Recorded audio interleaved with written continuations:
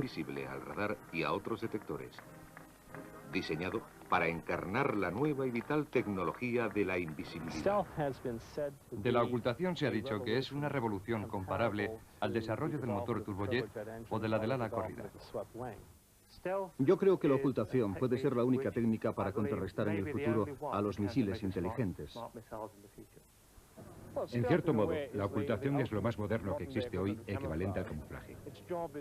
Su misión es ocultar y retrasar el momento inevitable en que se descubre el blanco del avión. Aunque está claro que hoy día la ocultación supone una muy avanzada y alta tecnología, el que un avión se haga invisible no es ni mucho menos una idea nueva. Podemos referirnos a la Primera Guerra Mundial y ver ejemplos de tecnología de aviones en los que se intentaba engañar al enemigo, ocultar el avión o crear confusión en la mente de ese enemigo. Hubo algunos intentos de desarrollar tipos de recubrimientos transparentes que, puestos sobre las alas y el fuselaje del avión, harían que éste se hiciese, entre comillas, invisible. Solo podemos especular con la sorpresa que debió llevarse un piloto aliado la primera vez que se encontró con uno de estos primeros invisibles aviones esqueletos. La Primera Guerra Mundial produjo muchas sorpresas, y la mayoría de ellas desagradables. Fue una guerra que destacó por sus nuevas y crecientes tecnologías mortales. Tecnologías que sobresalían por su capacidad de causar la muerte a grandes distancias. Y esa fue la razón por la que en esta guerra para acabar con todas las guerras, el ejército británico no tuvo más remedio que renunciar a su tradicional, pero demasiado visible guerrera escarlata y sustituirla por una menos llamativa de tela marrón. A este color se le llamó después khaki, que en lengua urdú significa barro. Y fue durante esta guerra cuando la palabra camuflaje fue creada por los franceses. Procede del verbo camoufler y significa escenificar, maquillar o representar una comedia. En 1917, una selección algo insólita de pintores, retratistas, escenógrafos y prestidigitadores ayudó a preparar las primeras unidades de camuflaje británicas. En aquellos momentos lo único que les preocupaba era que se consiguiese el efecto deseado, pero hoy tenemos una idea bastante mejor de cómo funciona el camuflaje. Cuando vemos cosas, cuando reconocemos un objeto o una persona como cosa separada e identificable, creo que los psicólogos dirían que vemos a esa persona u objeto como una unidad en sí misma, independiente del entorno o del contexto. Y si no la vemos como una unidad independiente, entonces es que no la vemos, es decir, se hace invisible. Los psicólogos denominan este efecto el fenómeno de la figura oculta. Esta fotografía en blanco y negro también contiene una figura oculta. Si usted sabe lo que está buscando, identificará enseguida el perro dálmata y además ya no lo volverá a perder. Pero si piensa que esto es fácil, inténtelo ahora con esta otra fotografía también en blanco y negro y también con un animal. Puede que le ayude a saber que le está mirando a usted desde la pantalla, ¿no? Es una vaca blanca, con orejas negras, parada frente a la cerca de una granja. ¿La ve?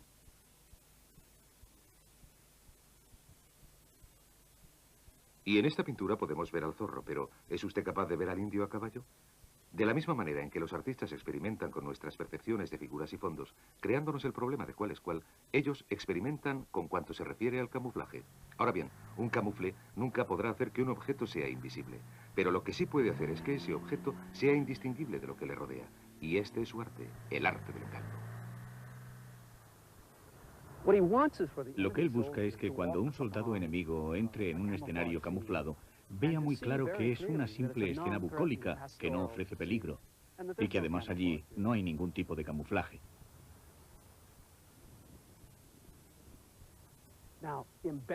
Sin embargo, dentro de todo ese escenario existe una maravillosa y falaz confusión. Pero es tan extraordinariamente confusa y está tan bien hecha que el soldado enemigo ni se entera de lo que está pasando. Creo que todos nosotros conocemos este tipo especial de camuflaje. Hay otro tipo que es igual de interesante, quizá aún más, y en cuyo caso no estamos tan preocupados con todo el escenario, sino más bien con la propia figura. Y lo que hacemos entonces es que pintamos la figura de tal manera que sea muy diferente en su forma o silueta.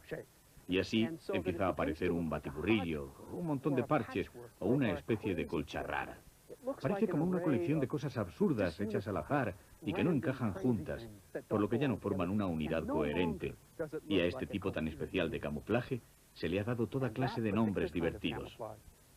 Los franceses lo llaman serrage, la caza de la cebra. Los americanos lo llaman razzle dazzle, pintura divertida. Y los británicos lo llaman dazzle painting, pintura despistante. O dazzle camouflage, camuflaje despistante, que es el nombre por el que se le conoce en general. El dazzle camouflage, camuflaje despistante, se utilizó por primera vez en 1917, cuando el teniente de navío de la reserva Norman Wilkinson, un diseñador de carteles en tiempo de paz, convenció al almirantazgo de que los modelos cubistas abstractos deberían ser utilizados para confundir a los capitanes de la otra gran innovación de la Primera Guerra Mundial, el submarino. El resultado fue, en todos sus aspectos, impresionante. Aquí tienen ustedes las pinturas despistantes, a todo color, realizadas en salas prestadas de la Real Academia. Aquellos que en 1917 vieron estos barcos en el mar, como dijo un marinero, parecía como algo entre la explosión de una caldera o un accidente de ferrocarril. Pero otros lo describieron como el mejor camuflaje que jamás he visto. Bueno, creo que en un principio se consideraba como una idea aparentemente de locos, porque no podían creer que algo tan evidente, algo que tan a las claras parece ser un camuflaje, pudiera ayudar al ocultamiento de un objeto, incluso un objeto tan grande como un barco. Pero yo creo que, en definitiva, y quizá con demasiada rapidez, tanto Wilkinson como sus ideas fueron aceptados por los británicos. La razón fue que empezaron a estudiar sus demostraciones y vieron que a los submarinos alemanes les resultaba bastante más difícil precisar la velocidad y rumbo de los barcos. Y como resultado de ello, menos del 1% de los barcos americanos así pintados jamás fue alcanzado por torpedos. En 1917, cuando los ataques de los submarinos alemanes se encontraban en fase más atroz, unos barcos dobles llamados PQ salieron al mar. Con un ancla doble, una en proa y otra en popa, con un timón a proa y otro hacia popa, barcos como el HMS Ormond consiguieron engañar al enemigo y sobrevivir a la guerra sin que fueran detectados.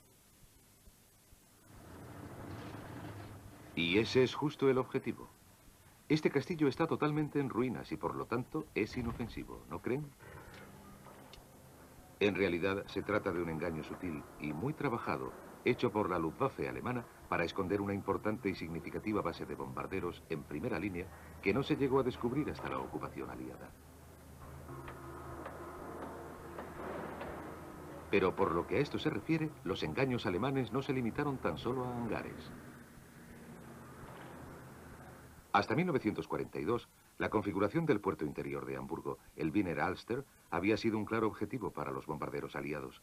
Así que los alemanes trasladaron ese objetivo casi 2 kilómetros hacia el noreste, cubriendo 60.000 acres de agua con techos falsos. También los aliados llevaron a cabo grandes engaños, pintando campos enteros de aterrizaje para que se pareciesen a los campos de labranza y pastos existentes alrededor. Se dice que algunos de estos engaños eran tan perfectos que los propios pilotos tenían dificultades a la hora de aterrizar en ellos.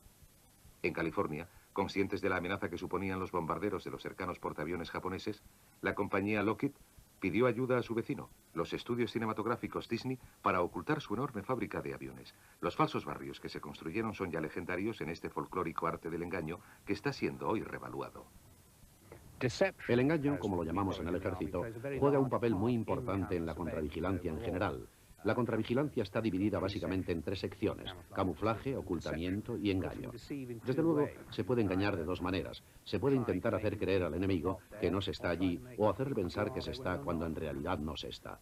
Y en el área del engaño es donde podemos encontrar una gran cantidad de precedentes históricos, y entre ellos operaciones de engaño realmente importantes, en especial durante la Segunda Guerra Mundial. Pero desde entonces, en el reino, ha habido sin duda un declive en cuanto al interés en estas técnicas de engaño, aunque ahora se esté produciendo precisamente lo contrario. Estamos viendo ahora una fila de falsos carros de combate que en cualquier momento pueden ser recogidos. Luego, cuando se vuelven a extender, recobran sus 2 dimensiones, por lo que son en extremo reales para cualquier punto de mira.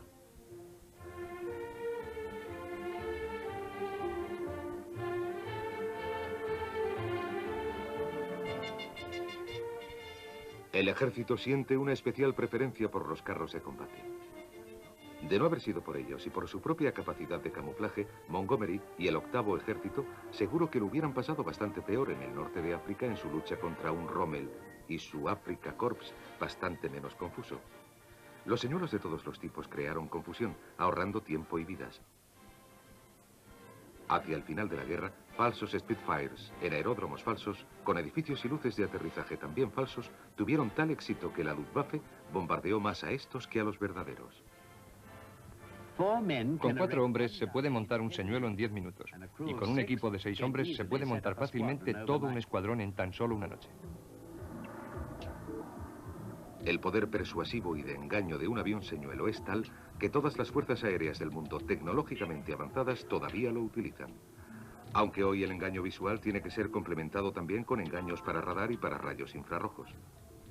Quizás, y sorprendentemente, las investigaciones han demostrado que estos señuelos no necesitan ser reproducciones especialmente exactas del aparato original y por lo tanto caras.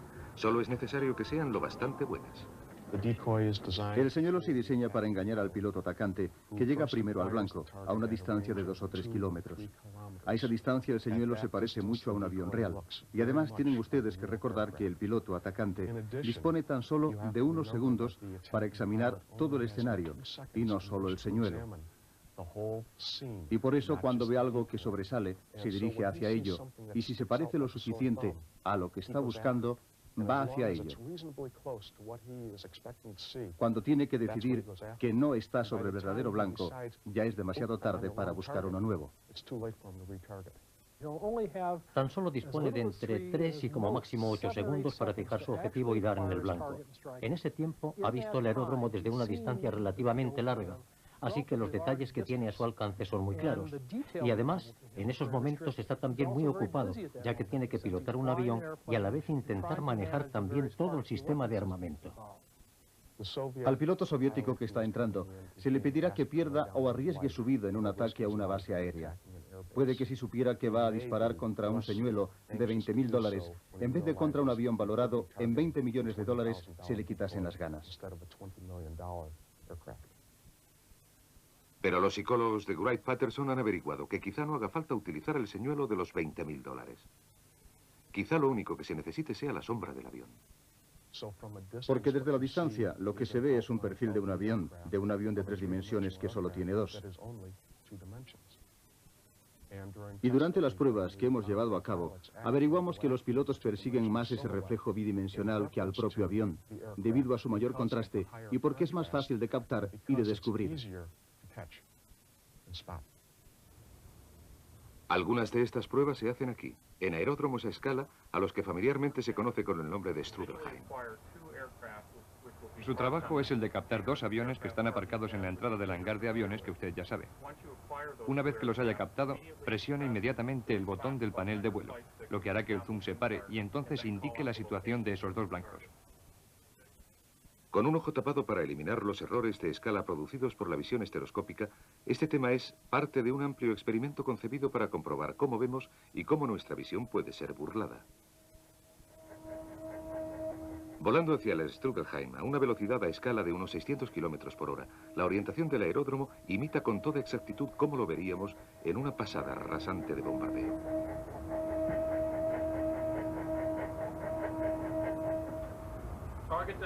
Blanco en situación 3 y 7. Casi como continuación de la lógica que hace que las sombras de los señuelos y las de los aviones falsos funcionen, los investigadores han averiguado que incluso simples siluetas angulosas o irregulares, pintadas en tramos de cemento de los hangares, harán muy difícil la detección de aviones.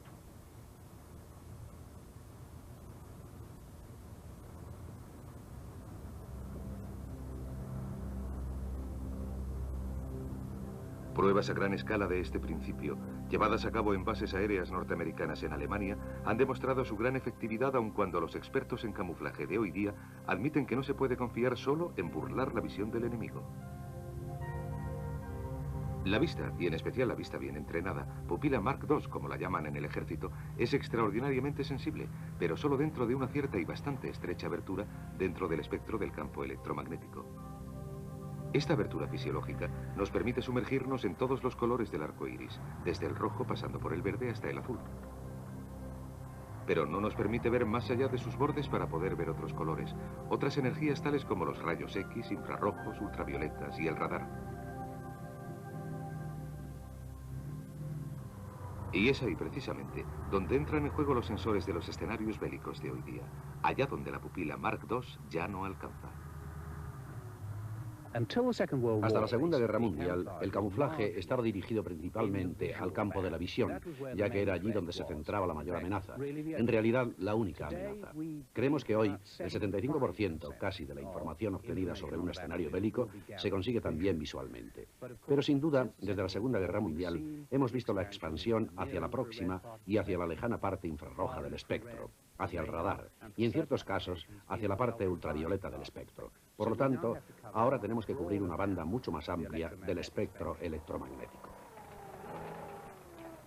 Para los diseñadores de camuflaje de hoy día, eso significa que las láminas que enmascaran el calor, las redes y las hojas falsas que usan las tripulaciones de los carros de combate no solo tienen que estar colocadas en una forma en la que imiten a la naturaleza y aparecer verdes a la simple visión del ojo, sino que también tienen que aparentar el color adecuado a sensores no humanos.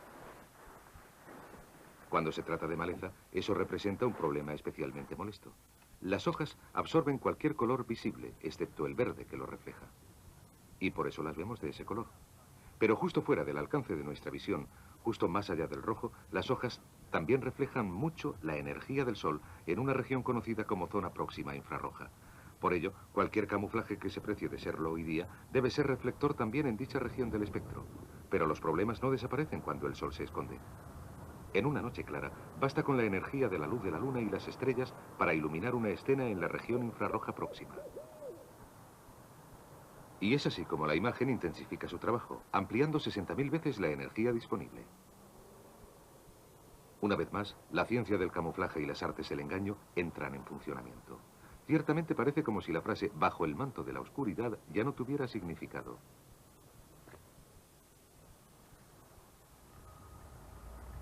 Yendo un poco más allá del espectro electromagnético y utilizando la energía invisible conocida como infrarroja lejana, se han diseñado cámaras que pueden ver el calor y que, en opinión de tecnólogos militares a ambos lados del telón de acero, son en especial útiles para divisar vehículos y blindajes camuflados u ocultos.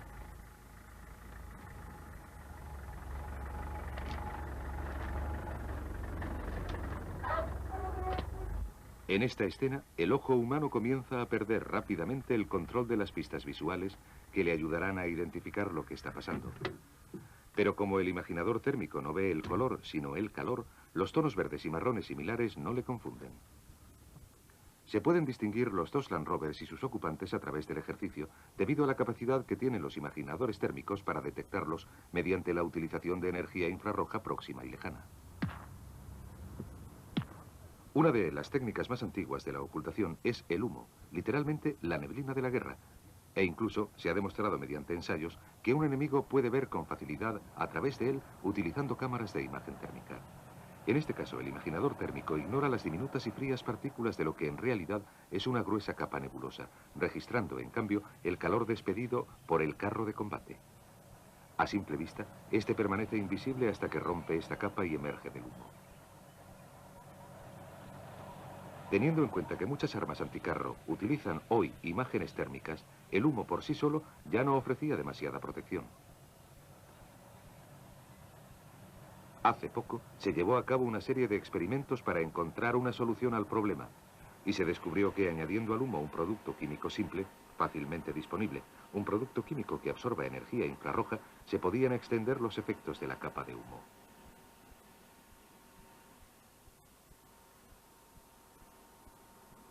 Ahora, además del enmascaramiento visual del Land Rover, el humo modificado también lo protegerá térmicamente.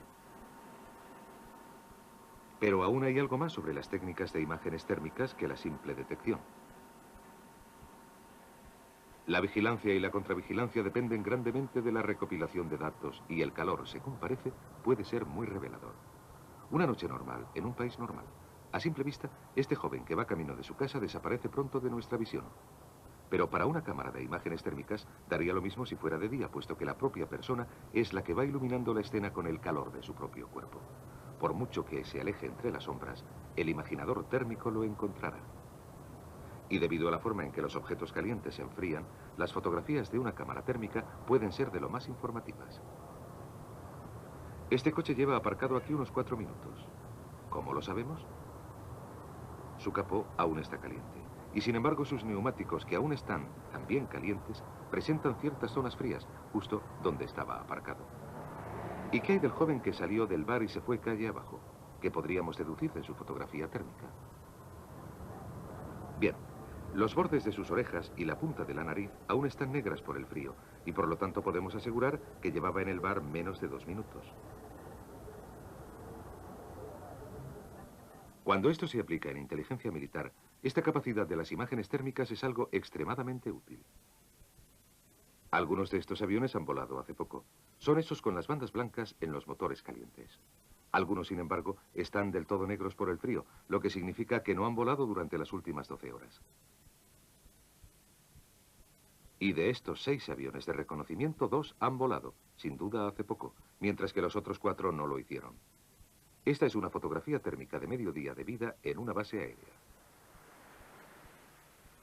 En el mar, los problemas de infrarrojos son bastante más serios para aquellos barcos de superficie a los que les gustaría permanecer ocultos y furtivos. Incluso por la noche, un barco es un objeto caliente en medio de un mar frío, vacío y liso, frente a un cielo frío, vacío y liso. Es lo que en la profesión se conoce como un blanco muy fácil para cualquier enemigo que vaya equipado con sensores infrarrojos. Los infrarrojos son un problema bastante importante, en especial si proceden de turbinas de gasolina y desde luego el Brazen funciona con este tipo de turbinas. Expelen mucho calor, funcionan con aire. Y por eso lo que tenemos que hacer es reducir las señales que despide este barco y que ayudarían a que se nos detectase y también se nos identificase. Pero para el capitán Perowne y su tripulación es bastante menos preocupante ser identificado por personas que ser atrapado por el punto de mira de un misil guiado por infrarrojos. La próxima generación de misiles detectores de calor harán cálculos de este tipo para cualquier tipo de blanco caliente que encuentren. Si los resultados encajan con las expectativas preprogramadas del misil, entonces se preparará, se dirigirá al objetivo y le alcanzará. Pero si no puede encontrar ese punto caliente central, entonces fallará. Esta es la razón por la que los barcos de guerra del mañana irán equipados con unas grandes chimeneas provistas de sistemas de enfriamiento por agua y ventiladores de aire frío. Pero como todo el futuro equipo militar, los diseños de dichos barcos de guerra tendrán que ir dirigidos a algo más que a la simple amenaza de los infrarrojos, y esa es la razón por la que ahora se considera a la ocultación como modelo de diferentes tecnologías. Nunca se sabe cuál es la cabeza de misil que te va a buscar. Es decir, puede saberse que se trata de un Exocet, pero no se sabe de qué cabeza se trata, y desde luego tampoco se sabe si ha sido o no modificada desde que vino la última. Por lo tanto, todo lo que debe hacerse ha de ser contundente, y la expresión que nosotros utilizamos es amenaza no específica. De nada sirve prepararse para un tipo de misil en particular, cuando no se sabe si el que te va a llegar es un Exocet tipo Harpoon, Silkworth o un Gabriel, o incluso los 3.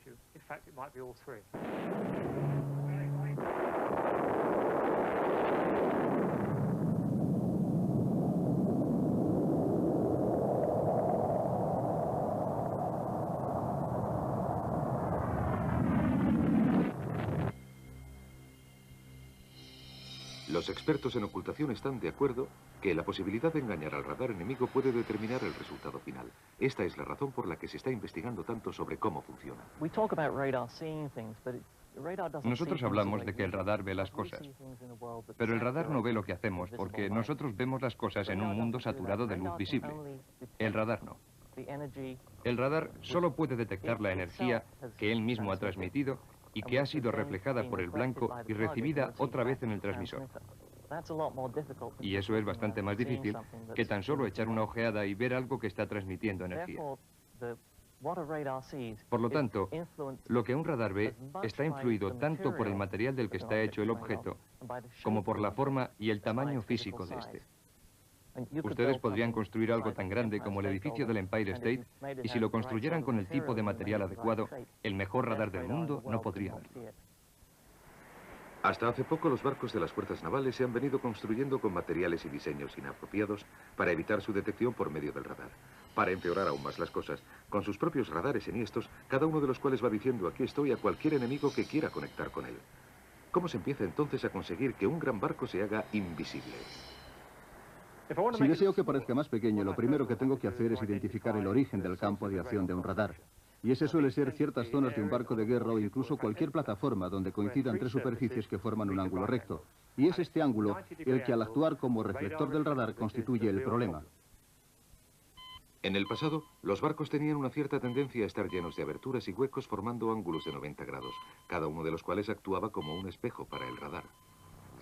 Por lo tanto, lo que intentamos y lo que hacemos es tratar de identificar todas las zonas de un barco que puedan ser de alta reflexión y hacerlas desaparecer. Ahora bien, ¿cómo las hacemos desaparecer?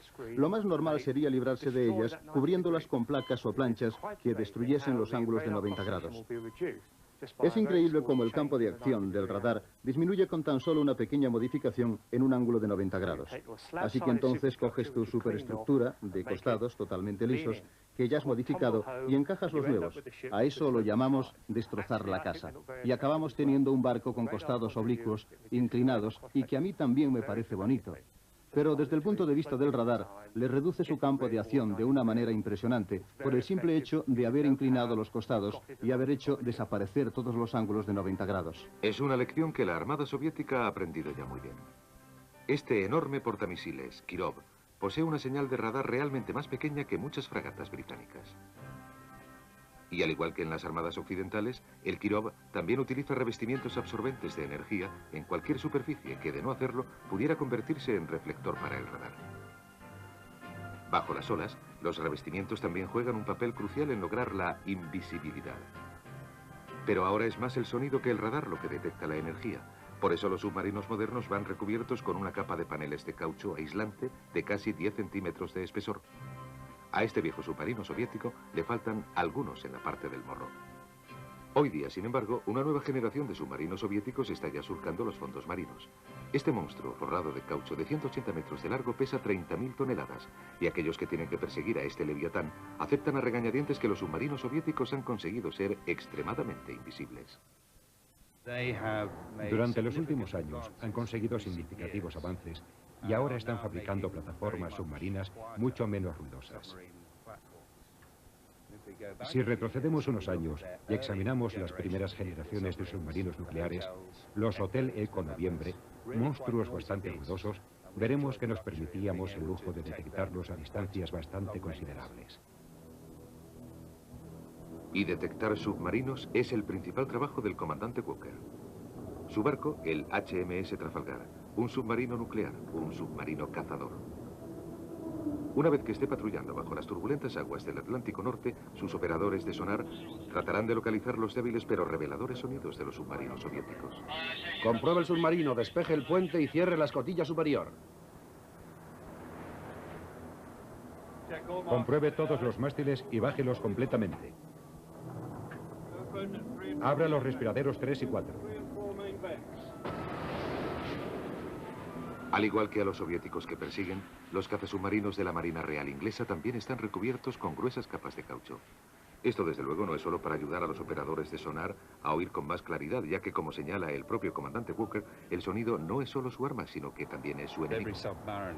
Todo submarinista tiene grabado en su mente, desde el primer día de sus clases de entrenamiento, que el ruido mata. Por eso, todos ellos manejan el submarino con el mayor silencio posible. No damos portazos ni dejamos caer objetos pesados en cubierta, y todos ellos están, por lo general, conscientes del efecto que el ruido puede tener.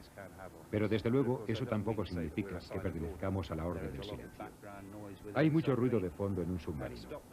Para evitar que ese ruido se transmita al mar, tenemos gran cuidado en asegurarnos, por encima de todo, que el equipo funcione correctamente y que esté resistente y flexiblemente montado para que el ruido no se transmita directamente a través del sistema de presurización. Y también otra forma de prevenir que el ruido se transmita al océano es humedeciendo el material del revestimiento, lo que supone una tarea permanente, 24 horas al día, 7 días a la semana.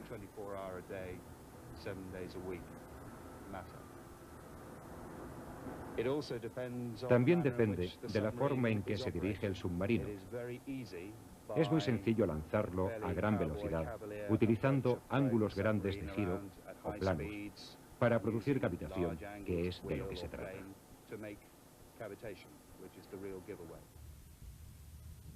La cavitación se produce por el propulsor de un buque y a determinadas velocidades de rotación generará miles de diminutas burbujas en su estela. Estas burbujas de vapor de agua duran solo unos momentos antes de deshacerse unos cuantos centímetros por detrás de la pala giratoria del propulsor. A medida que se deshacen, van produciendo un silbido parecido al de una tetera con agua hirviendo.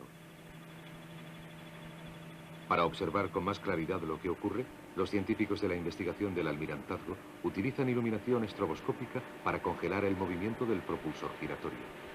Estudiando cómo y cuándo se produce la cavitación, confían en poder diseñar propulsores que no suenen así. Este es el sonido del propulsor de un submarino cavitando que podría detectarse a cientos e incluso miles de millas de distancia. La cavitación no beneficia en nada al propulsor, ya que las burbujas producen diminutos hoyos que a su vez dan lugar a una mayor cavitación.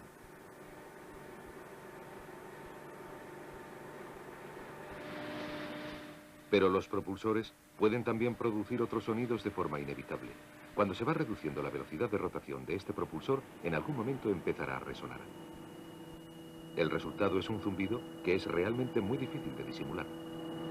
Este zumbido lo producen los vórtices derramados por el borde de salida del propulsor, alternativamente por lados de presión y de succión. Y si esta frecuencia coincide con la natural del propulsor, entonces se produce un fuerte zumbido. Se pueden aplicar tratamientos al borde de salida que nosotros denominamos antizumbidos y que los pueden eliminar totalmente, de forma que un propulsor debidamente diseñado no deberá producir estos ruidos.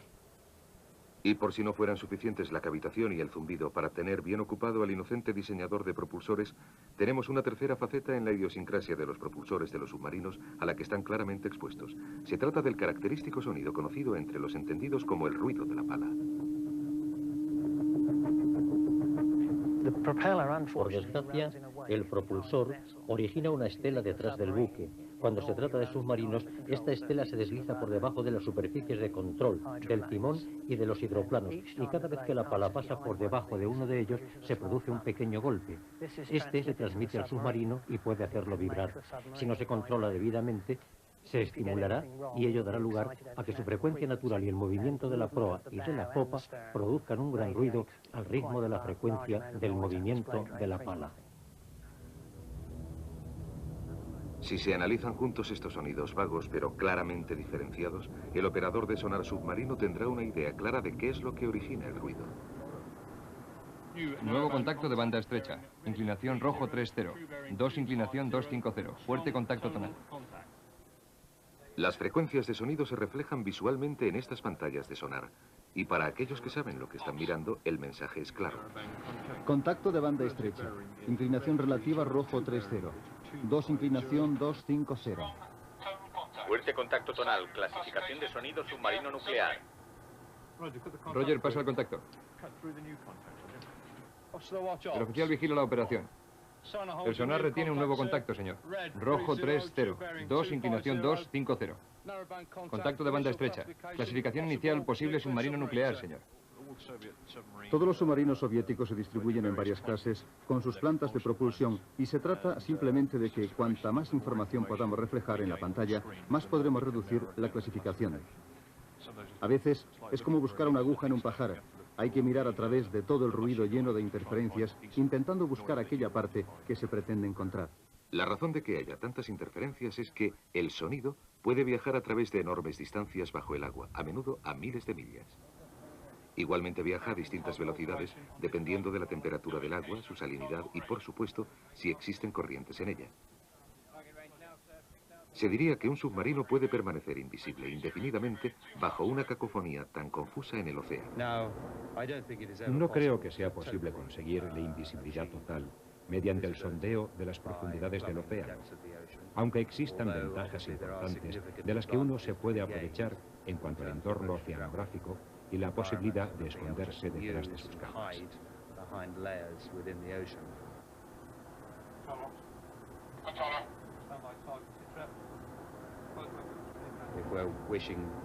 Si pretendemos evitar ser detectados, podemos utilizar nuestro conocimiento de la propagación del sonido en dicha masa de agua, situándonos en una posición donde pensemos que el sonido que hayamos producido se haya desviado del blanco. En definitiva, los submarinos son invisibles y funcionan mejor cuando nadie sabe dónde están.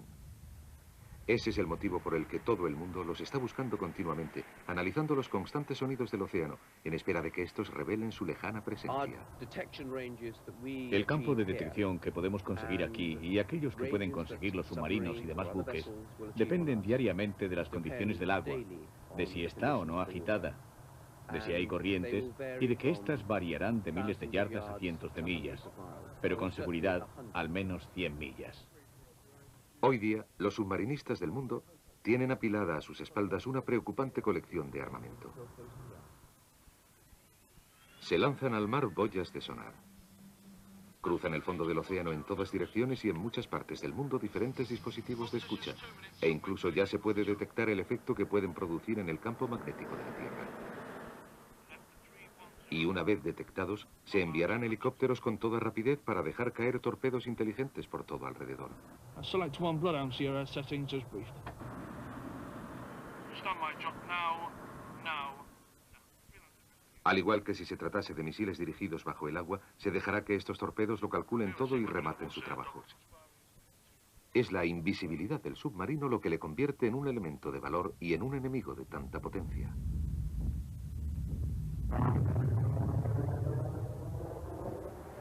En realidad, desde el mismo momento de su invención, la innata capacidad de los submarinos para aprovecharse del elemento sorpresa en sus ataques a otros barcos ha dado lugar a la invención de un montón de curiosas e imaginativas contramedidas. Uno de los problemas más extraños con el que tuvo que enfrentarse la tripulación de los bombarderos en 1942 fueron los submarinos alemanes U-2. Parecía que debido a la lentitud del avión, un capitán de submarino que prestase atención tenía mucho tiempo para cerrar las escotillas y sumergirse, poniéndose a salvo una vez que los bombarderos habían sido descubiertos. Había que hacer algo y nació el Proyecto Yehudi. El proyecto Yehudi fue puesto en marcha por la Marina de los Estados Unidos en los años 30 y constituyó un intento de que los hasta entonces visibles aviones se convirtiesen en invisibles, es decir, desaparecieran. Y esto, aunque suene a cosa de locos, fue un programa que tuvo un gran éxito. Se acoplaron una serie de luces a lo largo de los bordes de las alas del avión, del morro y de otros elementos, ajustando su intensidad para no destacarse del fondo natural del avión.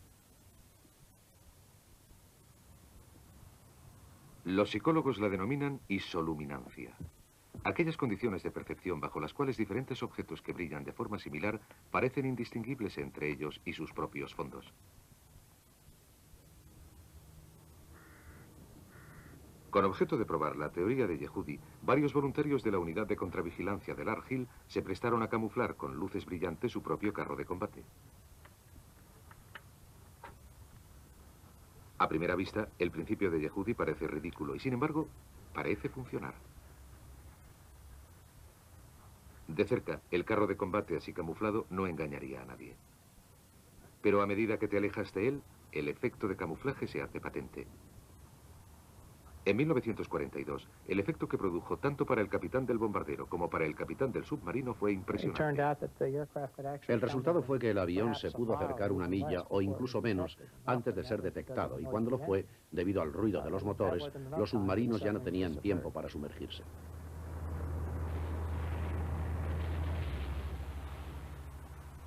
El problema con el que se encontró Yehudi fue que los radares aerotransportados surgieron casi al mismo tiempo, por lo que su proyecto dejó de tener utilidad y cayó en el olvido. Recuerde, está a punto de ver el mayor secreto. El radar se desarrolló con rapidez durante la guerra. En un principio todo lo que ofrecía era una defensa de alto nivel frente a los bombarderos de la aviación alemana. Se le denominó Chain Home System, sistema de casas en cadena, y sus altísimas antenas podían verse por todo el país. Pero en sus ataques, los pilotos alemanes aprendieron a volar bajo el nuevo radar, protegidos por la curvatura y desniveles del terreno. Como resultado, hubo de diseñarse un equipo más moderno y potente, de nuevo Bill Sweetman. Durante la Segunda Guerra Mundial, el radar tomó protagonismo muy rápidamente. Cambió totalmente los combates aéreos por la simple razón de que el radar, colocado tanto en un avión de combate como en el suelo o en un buque, no solo podía indicar en qué dirección se encontraba uno, como podría hacerlo un observador humano, sino que igualmente podía medir con mucha precisión su alcance. Y dado que podía medir el ritmo a que iba cambiando su alcance, podía medir también su velocidad, lo que le daba la posibilidad de predecir dónde se encontraría a continuación. De este modo, el radar y la forma de burlarlo se convirtieron en el aspecto más importante de un combate aéreo. En aquel momento, burlar el radar suponía esparcir en la atmósfera 10 tiras de 30 centímetros de largo de lámina metálica reflectiva de radar. Esta nube de láminas se conocía como chaff, y el efecto que tenía sobre las pantallas de radar alemanas era impresionante. Al mismo tiempo, algunas personas empezaron ya a pensar en la idea de atacar el problema en su origen construyendo un avión menos visible al radar. Uno de los primeros de estos aviones invisibles al radar fue el de Havilland Mosquito. Se le conocía cariñosamente como la maravilla de madera y era prácticamente indetectable al radar.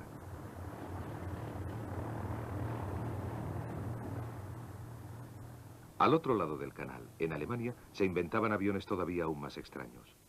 Aquí tenemos los planos originales de un avión de combate todo ala secreto. Su diseño era poco menos que revolucionario, y su silueta aerodinámica le hubiera hecho extraordinariamente invisible incluso hoy día. Este es el segundo prototipo. Se estrelló en vuelo poco después de tomar esta fotografía. A finales de la guerra, la inteligencia militar aliada confiscó el tercer prototipo para su estudio. Ahora se encuentra en un rincón de un hangar cerca de Washington. Lo que estamos viendo detrás de nosotros son los restos desmantelados del tercer prototipo del Horten 9, un avión de combate que se estaba desarrollando en la Alemania nazi a finales de la Segunda Guerra Mundial. Lo importante de este avión es que iba a ser producido como interceptor, aunque era un avión todo ala, sin superficies verticales. Era un avión a propulsión y lo que los alemanes buscaban principalmente era la mayor eficacia aerodinámica. Con un subproducto de este tipo de diseño, lo que se consigue básicamente es una superficie bidimensional y por lo tanto la eliminación de elementos reflectores de radar como los que existen en los aviones normales que tienen formas tridimensionales muy completas. Además de su extraña configuración, el Horten, al igual que el Mosquito, estaba construido casi totalmente con planchas de madera unidas con un tipo de pegamento que resultó ser absorbente del radar. Y al igual que los bombarderos B-2 de hoy día, llevaba sus motores prácticamente metidos en la estructura de las alas. Pero el final de la guerra cerró el libro de los alas volantes de la Luftwaffe. Si cualquiera de ellos hubiera llegado a entrar en combate, los resultados hubieran sido dramáticos, y uno de ellos en particular podría haber cambiado el curso de la historia. Yo pienso que en realidad llegaron a construir 6 o 7 tipos diferentes de alas volantes. Había también un bombardero estratégico de largo alcance que estaba en proceso de diseño al final de la Segunda Guerra Mundial y que estaría equipado con 6 motores de propulsión. De acuerdo con el teórico desarrollo de la bomba nuclear por la Alemania nazi, el propósito era, lógicamente, utilizarlo en su momento para atacar a los Estados Unidos. Irónicamente, fueron los Estados Unidos los que se hicieron cargo del concepto ala volante y lo desarrollaron.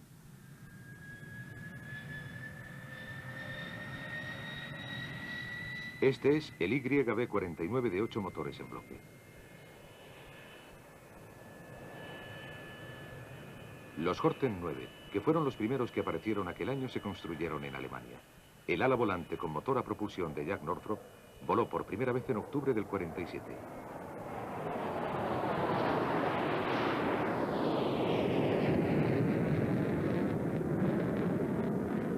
Pero era un proyecto con mala suerte que pronto cayó en desgracia tanto en el Pentágono como en el Congreso de los Estados Unidos. Se decía que era inestable y difícil de controlar. Incluso con los 8 motores se creyó que tenía falta de potencia, y cuando al siguiente año se lanzó al vuelo el segundo prototipo se empezó a cuestionar su resistencia estructural.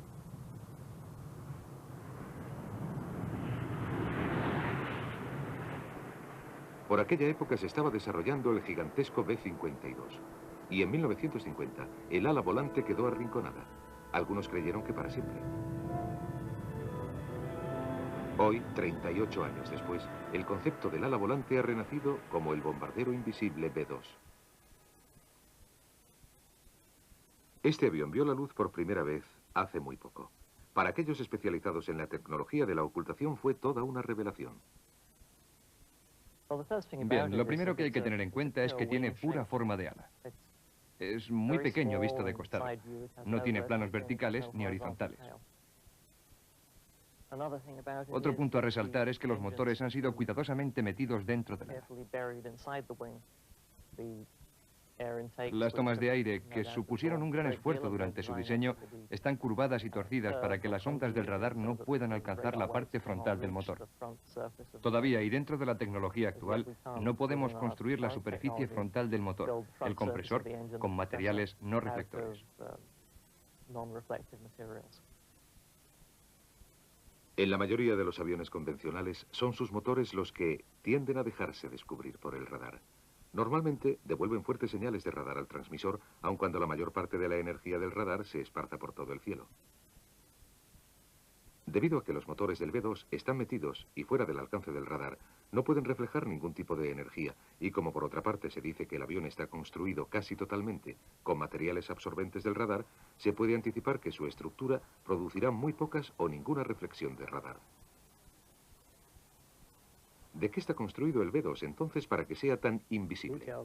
Los detalles serían confidenciales, pero se sabe que se utiliza una gran cantidad de materiales absorbentes del radar, de estructuras de plástico muy avanzadas y de compuestos de carbono, cuyo porcentaje es probablemente muy alto si lo comparamos a la mayoría de los aviones de hoy en día.